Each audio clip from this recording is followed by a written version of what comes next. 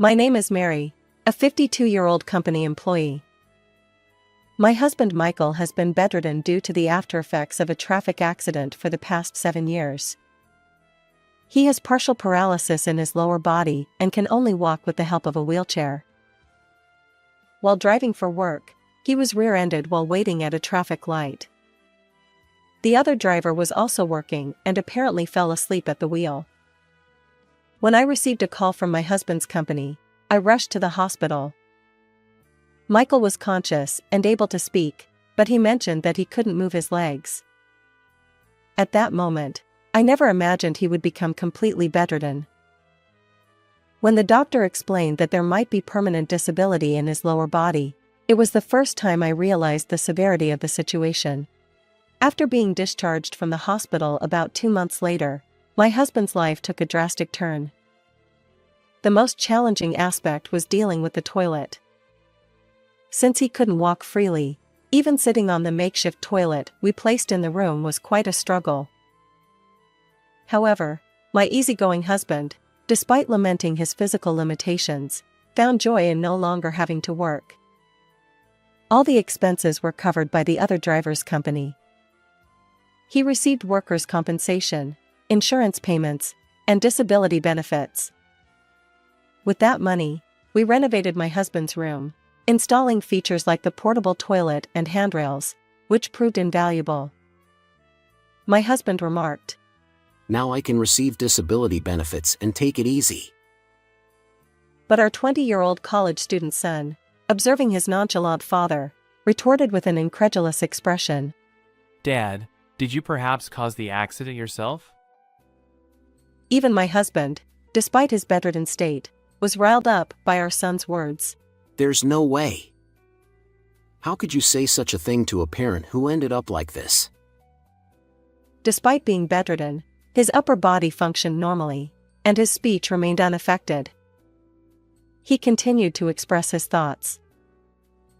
My husband's life underwent a drastic change, but my burden also increased. Originally, my husband didn't participate in household chores, so his immobility didn't alter much. However, bathing him, as he couldn't do it alone, proved to be quite challenging.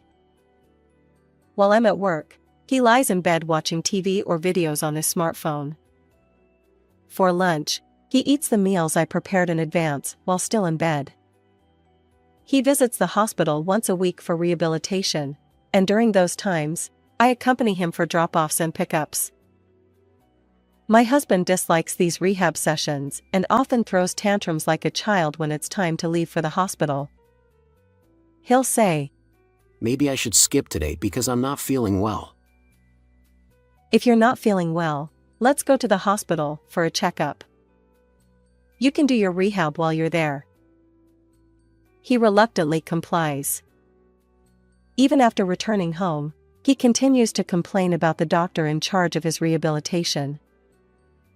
"They don't need to be so strict with someone like me who can't move their legs. They seem to enjoy bullying me." Despite experiencing improvements in leg strength due to rehab, he firmly believes it's all thanks to his own efforts. After living that way for 7 years, it started feeling like the new normal. According to the doctor, my husband's leg function has significantly improved, and with proper rehabilitation and muscle building, he could regain the ability to walk. Although the doctor has conveyed the same message to my husband, he doesn't seem to find joy in his recovery. "I'm fine as I am. I don't think I'll get any better." I assumed he resisted rehabilitation because he didn't want to put in the effort.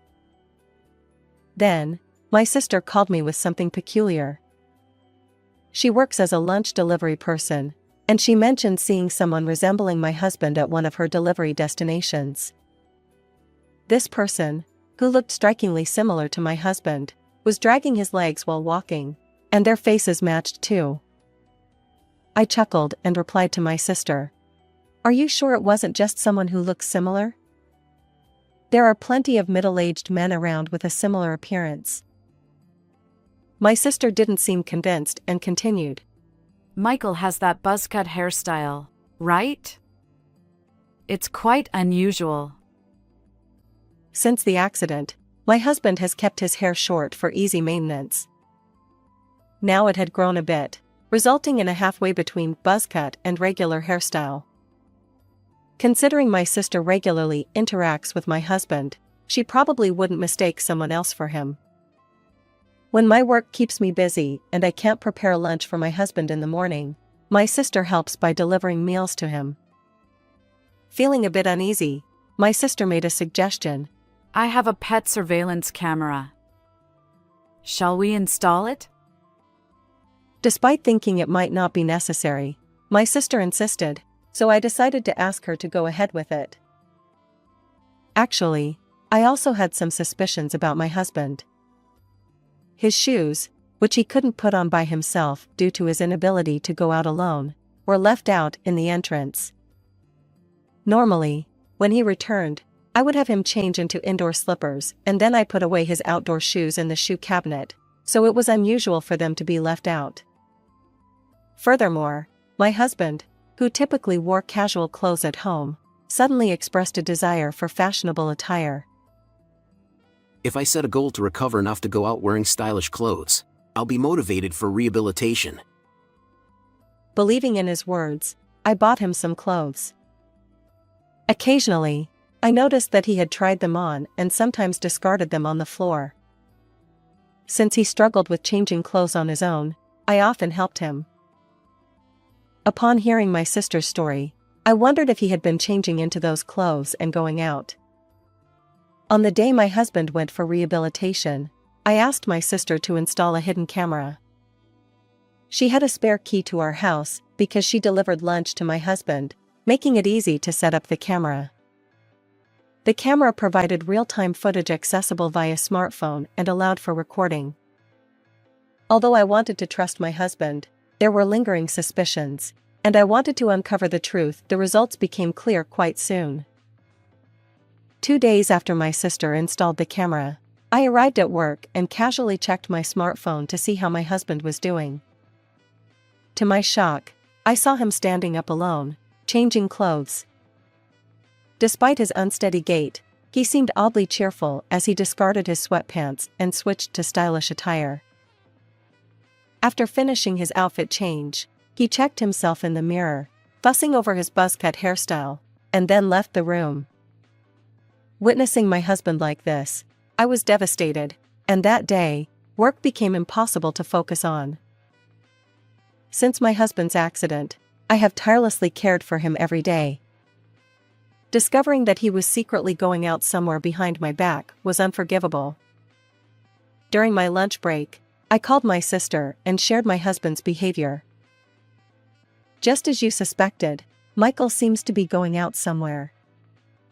He even hid the fact that he can change clothes by himself. My sister tried to console my distraught self. But when I considered that my husband might be visiting the woman my sister saw, anger and helplessness welled up inside me. Since the accident, I hardly had any time for myself, always tending to my husband's needs. On the other end of the phone, my sister empathized with my feelings and kindly said, Let's have a calm conversation about this. We need to teach your husband a lesson. Her words brought some relief. Before hanging up, my sister emphasized, Don't confront Michael about this yet. Let's wait and see for a while, okay?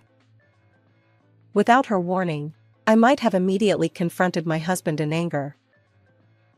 That evening, when I returned home, my husband was lying on the bed watching TV as if nothing had happened. Remembering his solitary efforts to change clothes and go out, anger surged within me, but I maintained a calm facade while interacting with him. Despite being unaware of the hidden camera, my husband continued dressing up and leaving the house. During this time, my sister discreetly observed his actions, capturing footage on her smartphone as he entered the young woman's home on several occasions. About a month after installing the hidden camera, my sister and I met at a cafe to devise a plan to teach my husband a lesson. We had informed him that we were discussing work matters, allowing us to hold our strategy meeting until evening. While chatting with my sister and monitoring my husband's current state on my phone, I noticed him starting to change clothes. It seemed he was preparing to go out again. Would today be another rendezvous? As he finished changing, he sat on the bed, fidgeting nervously. My sister quipped, Could it be that he's inviting his affair partner to your house today? Although I doubted my husband would go to such lengths, considering his physical limitations, it made sense that he'd prefer an easier option. After a while, the doorbell rang, and my husband stood up from the bed, slowly walking toward the entrance. Remarkably, he moved without using his cane. Just as my sister had suggested, my heart raced. But the next moment, a young woman entered my husband's room. As soon as my sister saw her, she exclaimed, This woman! She's the one Michael was with. My sister and I hurriedly left the cafe and ran toward my house. Although the situation had been orchestrated from the other side, witnessing my husband and his affair partner together was still shocking. When we looked at the smartphone again in front of our house, a shocking image was displayed. My husband and his affair partner were embracing each other. Unaware that his wife was watching, my husband's passionate embrace with the other woman seemed inconceivable given his paralyzed lower body and bedridden condition. My sister and I entered the house and burst into my husband's room. Upon seeing us, my husband and his affair partner were so surprised that they remained locked in each other's arms for a moment, but then hastily pulled away. Perhaps feeling cornered, my husband stammered, "Oh, welcome back. You're early." The young woman, who was the affair partner, tried to escape from the room, but my sister blocked her way. I want to hear from you too, so please stay here a little longer. I retorted to my husband, who was standing up by himself. So your legs have miraculously healed? I've been completely deceived. As I spoke, my husband deliberately clutched his legs and collapsed onto the bed. He insisted, No, it's not what you think. She's a massage therapist who was helping with my leg pain. The massages improved it, but it still hurts. The affair partner nodded in agreement with my husband's story. My exasperated sister pointed at the hidden camera and scolded my husband. Everything was captured by that camera. It definitely didn't look like a massage. She exclaimed. Upon realizing the camera's presence, my husband became defensive. Installing a hidden camera is an invasion of privacy. This won't serve as evidence. He shouted, displaying an energy incongruous with his bedridden state. My sister then showed him several photos. Clear as day, they depicted my husband entering a house, warmly welcomed by his affair partner. There was another photo of my husband alighting from a taxi, walking unaided without his cane. Unable to refute the photographic evidence, my husband stared at the images. I broke the silence. Since when have you been able to walk on your own? I asked, but my husband remained silent, so his affair partner answered. About a year ago. Michael called me, saying he'd recovered and asked if we could resume our relationship. She revealed. The phrase "resume our relationship" caught my attention, so I probed further. Wait, were you two already involved before? The affair partner, seemingly resigned, divulged everything.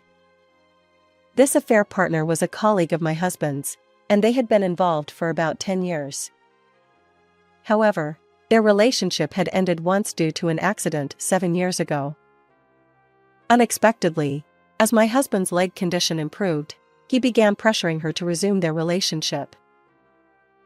From my husband's perspective, even though he doesn't have to work, he could still receive disability benefits, and with his mobility returning, perhaps he simply wanted to play around. As for the affair partner, since they had been involved from the beginning, They were familiar with each other. Truly a win-win situation. Now I've discovered that my husband, who pretended to need my care due to leg pain, had been cheating on me for 10 years. The absurdity of all the effort I put into caring for such a terrible man left me speechless, almost wanting to laugh. In my stunned silence, my sister stepped in and berated my husband. Spare me, Michael! Do you have any idea how difficult it's been for Mary since your accident? My husband remained silent, frozen on the bed. The affair partner, perhaps thinking she was no longer needed, said, I'll leave now. Don't worry, I won't be involved with this man anymore. It was a hassle dealing with his complaints about pain everywhere. As she tried to leave the room, I grabbed her hand and retorted, Since this man is a nuisance to me as well, could you take him away? Of course. You will also pay me proper compensation. With a determined expression, I locked eyes with the affair partner, who seemed to realize I was serious, and she fled the house in fear. Left behind, my husband sensed my determination and pleaded with desperate eyes. I was wrong. Please don't abandon me. I apologize. My sister, smirking, shot back. Since your body has fully recovered, you can live on your own, right? To my tearful husband, I added, We'll definitely get a divorce, but you'll also pay the appropriate compensation. In a panic, my husband leaped off the bed, clung to me, and knelt down to apologize. He bent his legs, which were supposed to be immobile, revealing perfectly functioning knees. His legs had indeed healed long ago.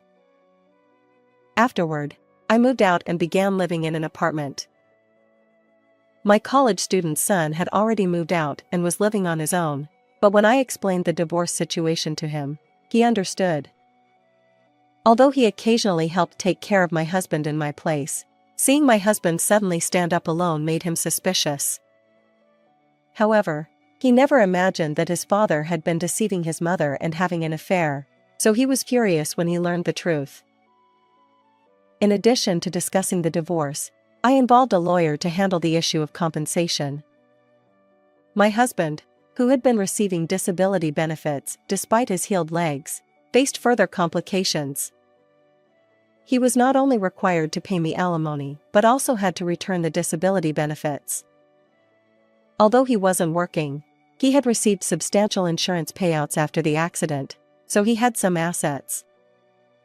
I ensured that I received proper compensation and a fair share of our marital property. According to the lawyer, my husband claimed he would start working again, but after 7 years of idleness, what could he really achieve now?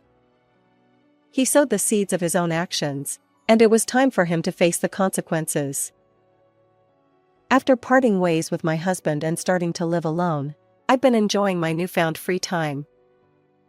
Previously, my life revolved around caring for my husband, leaving me with little time for myself. I want to reclaim the time lost during those 7 years of caregiving. It's heartwarming that my son occasionally drops by, concerned about me. I'm also looking forward to witnessing my son's continued growth. How did you find this story? Don't forget to subscribe to the channel. Until next time in the next video.